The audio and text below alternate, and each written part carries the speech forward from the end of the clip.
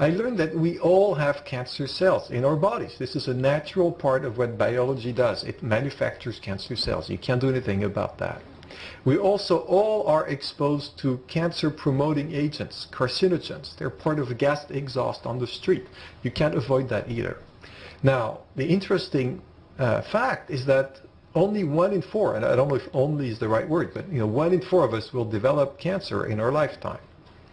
But that means that for people, even though 100% of us carry cancer cells and are exposed to carcinogens, 3 out of 4 of us are able to resist that process. So by definition, we have to conclude that for most of us, our bodies have natural defense mechanisms that can identify and destroy cancer cells so that it never becomes an active disease. Yes, it's great to kill cancer cells, but obviously it doesn't seem to be enough. It is important at the same time to strengthen the body's ability to resist cancer by creating an inhospitable terrain to cancer growth. And let me show you why.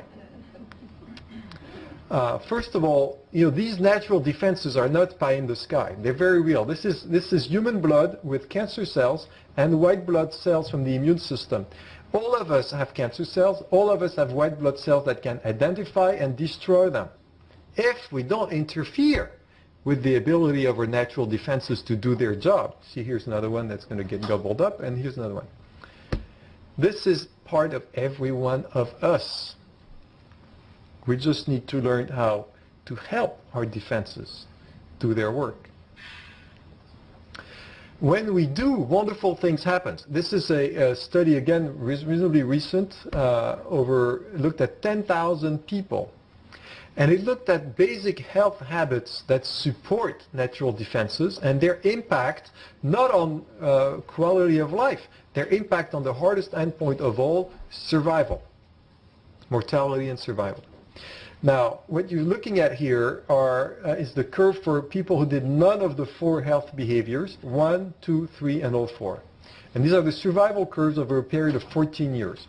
The 4 health behaviors to help not interfere with natural defenses were not smoking, not drinking more than 2 alcoholic beverages a day, eating 5 fruits or vegetables per day. It counted lousy fruits and vegetables that, like bananas are anti-cancer, or potatoes, not really anti-cancer, but it counted them anyway. And 30 minutes of physical activity 5 times a week. Okay, so we're looking at people who had all 4 here and people who had none here.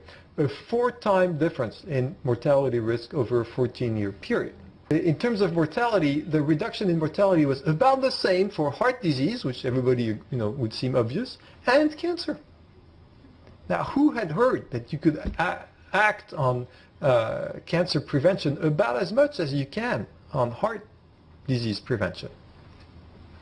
Now, this is prevention. Let's look at people who have cancer now. And this is a stunning study that was published in 2008 from Ohio State University, which did not make it in the New York Times, which infuriates me. 222 women had all gone through breast cancer and the best breast cancer treatment in National Cancer Institute approved centers around the country. Then they were divided into 2 groups. One group only had treatment as usual, which means we didn't ask them to change anything to their way of life, and we only looked at whether the cancer would return early or not. And this is their survival curve over the next 11 years. And this group, women were randomized to this group, so they were exactly equivalent at the beginning.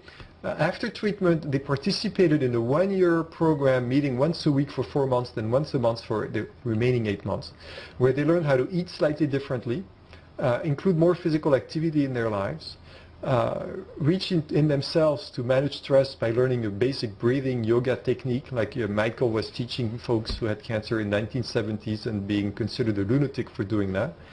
And 4th, they learned how to reach out to friends in their lives for support during difficult times, which not all of us know how to do, especially if we're American. So these women, after 11 years, had a 68% reduction in mortality. 68% reduction in mortality. We do not know of a single conventional treatment that compares with that result. And it didn't make it to the New York Times. So ask me during the question period why. This I want to show you because it explains so much about the resistance of a lot of conventional oncologists to these approaches, and maybe the most important slide of the whole talk. So concentrate with me for 1 second. All of these women had breast cancer as well, all had treatment. Following treatment, some of them didn't do anything special, and this is their survival curve here, the gray line, okay?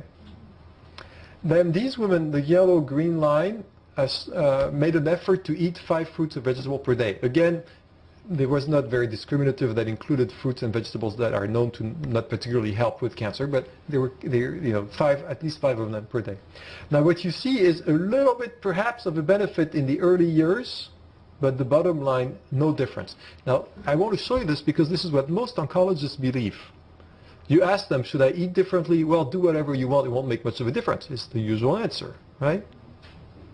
This is because they know these kinds of studies. There have been many of these.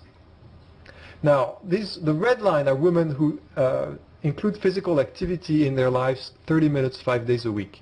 Interesting, they get more of a benefit, right? Last longer in terms of survival, but in the end, no difference. Again, your oncologist will tell you, yeah, exercise is good for you, you won't die of a heart attack.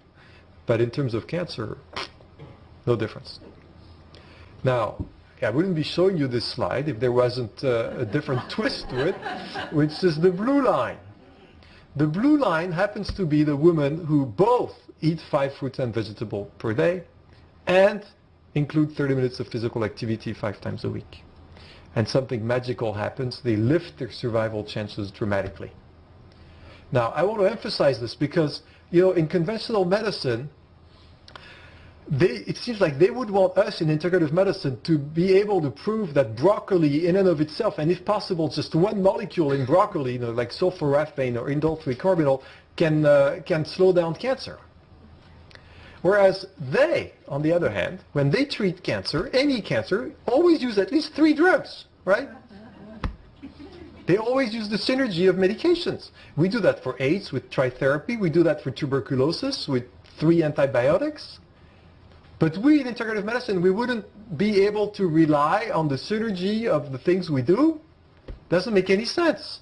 Obviously, if you're going to use broccoli and exercise, you better combine them. And you're much more likely to find an effect on a course of cancer when you do multiple interventions. It's not just about adding pomegranate juice or drinking green tea. These are great things to do, but just one thing isn't going to make a difference. Right? You're going to have to combine them. Change your lifestyle. So this is a very important slide.